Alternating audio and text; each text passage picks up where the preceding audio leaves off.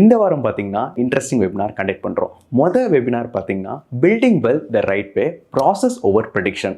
இந்த வெபினாரில் பார்த்தீங்கன்னா நாங்கள் sustainable way of building wealth பற்றி டிஸ்கஸ் பண்ணுவோம். செகண்ட் வெபினார் பார்த்தீங்கன்னா are you financially dependent without realising it. இந்த வெபினார் பார்த்தீங்கன்னா Kodeeswari webinar. It's a women's only webinar. இந்த வெபினாரில் ஜாயின் பண்ணணும்னா கீழே இருக்க லிங்கை கிளிக் பண்ணுங்க. Small cap fund to gold ETF மாறலாமா?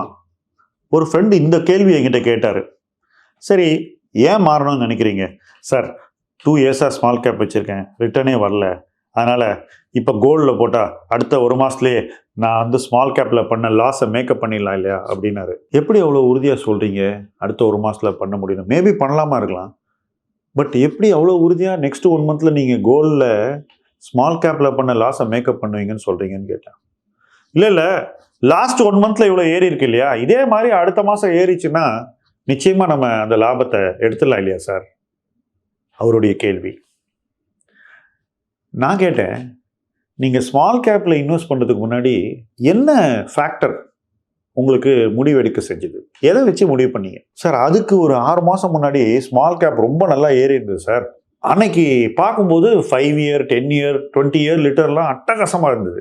சில ரிட்டர்ன்லாம் 24% இருந்தது சார், அதனால தான் அதை வாங்கினேன். அன்னைக்கு நீங்கள் லாஸ்ட்டு சில மாதங்களில் என்ன ரிட்டர்ன் வந்தது அப்படிங்கிறத பார்த்துட்டு ஸ்மால் கேப்புக்கு போனீங்க, என்ன ஆச்சு?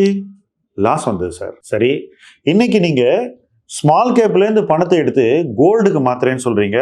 அதன் அடிப்படை என்னன்னு கேட்டாலும் அதே சில மாதங்களில் வந்த வளர்ச்சி அப்படின்னு நீங்கள் சொல்கிறீங்க. இது ரெண்டுத்துக்கும் என்ன சார் வித்தியாசம் அப்படின்னு நான் கேட்டேன். இல்லை சார், கோல்டு என்னைக்கு இருந்தாலும் மேலே போகும் சார். யார் சொன்னது? இல்லை சார், நீங்கள் வேணா பாருங்க, கோல்டுனா ஏறிக்கிட்டு தானே இருக்கும், இறங்கவே இறங்காதே அப்படி. நீங்கள் கோல்டினுடைய கிராஃபை ஒவ்வொரு வருஷம் பார்த்துருக்கீங்களா? எத்தனை வருஷம் ரிட்டர்ன் இல்லாமல் இருந்திருக்கு அப்படின்னு உங்களுக்கு தெரியுமா?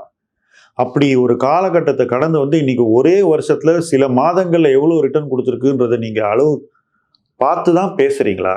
நான் கேட்டேன். இல்லை சார், கோல்டில் இதெல்லாம் பார்க்க வேண்டியதில்லை சார், கண்ணை மூடிக்கிட்டு பணத்தை போடலாம். பட் நீங்கள் கண்ணை மூடிக்கிட்டு தானே சார் ஸ்மால் கேப்பில் பணத்தை போட்டீங்க, பார்க்க தேவையில்லைன்னு சொல்லிட்டு.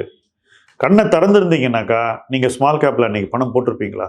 இல்லை சார், 6 மாதம் ரிட்டர்ன் பார்த்து தான் சார் போட்டேன், 6 மாதத்தில் அவ்வளோ நல்லா இருந்தது சார், ஏன் சார் அது தப்புன்னு சொல்கிறீங்கன்னு என்கிட்ட கேட்டார்.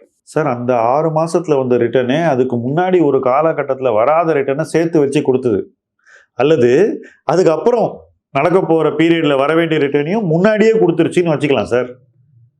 அப்போ அதுக்கப்புறம் நீங்கள் இன்வெஸ்ட் பண்ணீங்கன்னாக்கா உங்களுக்கு என்ன கிடைக்கும்? இப்போ இன்னைக்கு கோல்டு எடுத்துக்கிட்டிங்கன்னா யார் பொறுமையாக முன்னாடி வாங்கினாங்களோ அவங்களுக்கு இன்னைக்கு லாபம் தந்துக்கிட்டு இருக்கு. அவங்களுக்கான நேரம் இது. அவங்க லாபத்தை எடுத்துக்கிட்டு வேற இடத்துல போய் இன்வெஸ்ட் பண்ணுறதுக்கான ஒரு வாய்ப்பு இது. அவங்க லாபத்தை எடுத்து வீட்டுக்கு போகும்போது நீங்கள் என்ன பண்ணுறீங்க? நான் உங்களுக்கு பணம் தரேன், இந்தா வச்சுக்கிங்க, இதுதான் உங்களுடைய லாபம்னு சொல்றீங்களே, இது எப்படி நல்ல முதலீடு ஆகும்? ஒருவேளை நீங்க சொல்ற மாதிரி கோல்டு ஒரு 10% 20% ஏறலான்னு கூட இருக்கலாம், பட் கீழே 20% வந்ததுன்னா நீங்க தாங்குவீங்களா அப்படின்னு நான் கேட்டேன். இல்லை சார், கீழெல்லாம் வந்தா நான் தாங்க மாட்டேன். அப்ப ஏன் அந்த ரிஸ்க் எடுக்கிறீங்க? ரிஸ்கை நீங்க எப்போ எடுக்கணும்?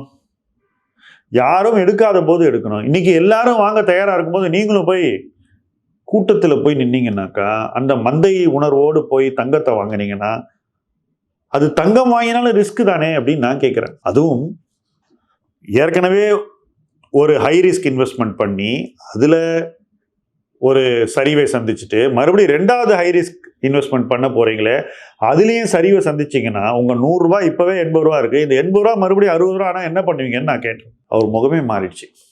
நண்பர்களே, இது அவரோட முகம் மட்டும் மாறுறதுக்கான ஒரு நேரம் இல்லை, பல பேருக்கும் இந்த ரிஸ்க் இருக்குது அப்படிங்கிறத நான் இந்த இடத்துல சுட்டி காட்ட விரும்புகிறேன். தங்கம் என்பது நமக்கு சாதகமான விலையில் வாங்கி சேஃபான முறையில் இன்வெஸ்ட் செய்து காலகாலத்துக்கும் வச்சுக்கிட்டா பிரச்சனை இல்லை. ஆனால் நமக்கு சாதகம் இல்லாத ஒரு விலையில் அவசர கோலத்தில் ஏற்கனவே நம்ம வாங்க தவறிட்ட ஒரு முதலீடாக பார்த்து இப்போயாவது வாங்குவோம் அப்படின்ற ஒரு எண்ண ஓட்டத்தில் வாங்கினாக்கா அதில் ரிஸ்க் இருக்குது. அந்த ரிஸ்க்கை தவிர்க்கிறது தான் நம்மளுடைய முக்கியமான குறிக்கோளாக இருக்கணுமே தவிர அந்த ரிஸ்கையும் எடுத்து ஏற்கனவே பண்ண லாஸை மேக்கப் பண்ணுறது நம்மளுடைய குறிக்கோளாக இருக்கக்கூடாது. ஒரு இடத்துல லாஸ் பண்ணால் அதை விட அதிகமான ரிஸ்க் எடுத்து இன்னொரு இடத்துல இன்வெஸ்ட் பண்ணாக்கா அந்த லாஸ் நிச்சயமாக நம்ம லைஃப்பை விட்டு வெளியே போகாது. இன்ஃபேக்ட் நம்ம லைஃபுக்குள்ளே இன்னும் ஆழமாக அது வந்து உட்காந்துரும். ஏற்கனவே உள்ள லாஸ் இன்னும் பெரிய லாஸ் ஆகிறதுக்கு ஒரு வாய்ப்பு இருக்குது. அது நடக்காமல் இருக்கணும்னா பொறுமையாக தான் நம்ம அந்த லாஸ்லேருந்து நம்ம பணத்தை மறுபடியும் எடுக்கணும். ஒரு லாஸ் நடந்த பிறகு அவசரப்பட்டு அந்த லாஸை மறுபடியும் மீட் எடுக்கணும்னு நினைக்கிறவங்க தான் மேலும் மேலும் லாஸ் பண்ணுவாங்க. அது எந்த சொத்து வகையிலையும் நடக்கலாம். தங்கத்தில் போய் நீங்கள் லாஸை மேக்கப் பண்ணுறேன்னு சொல்லி மேலும் லாஸ் பண்ணால் அதை விட ஒரு மன வலி, வெளியில் கூட சொல்ல முடியாத ஒரு நிலைமை ஒருத்தர் லைஃப்பில் வந்துடும்.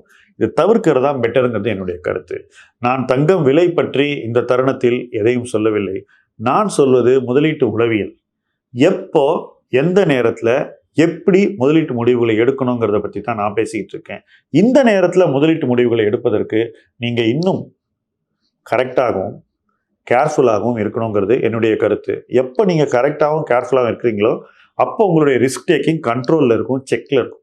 எப்போ ரிஸ்க் டேக்கிங் கண்ட்ரோலில் செக்கில் இருக்கோ மேலும் நீங்கள் லாஸ் பண்ணாமல் இருக்கக்கூடிய ஒரு வாழ்க்கை முறையை, முதலீட்டு முறையை நீங்கள் உருவாக்குவீங்க. அந்த முதலீட்டு முறை தான் உங்களை வெற்றியை நோக்கி கொண்டு செல்லும். மேலும் லாஸ் அடையாமல் பார்த்து கொள்ளும். ஏற்கனவே அடைந்த லாஸையும் நீங்கள் மேக்கப் பண்ணுறதுக்கு புதிய வழிகளை காட்டி கொடுக்கும். அந்த வழிகளை தேடி இணைந்து பயணிப்போம். முதலீட்டு களம் உங்கள் களம். நன்றி.